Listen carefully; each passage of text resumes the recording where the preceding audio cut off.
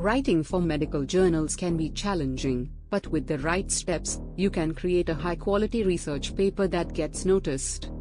Start with the IMRAD format: introduction, methods, results, and discussion. A strong introduction explains why the study matters, while the methods section should be clear enough for others to replicate your work. Use precise, evidence-based language. Support every claim with recent, credible references.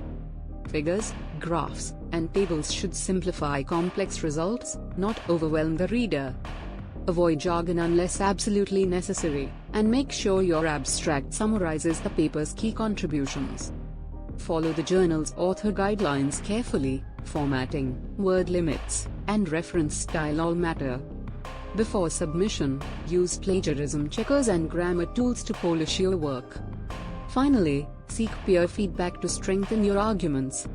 A well-structured, evidence-based, and polished paper stands the best chance of publication.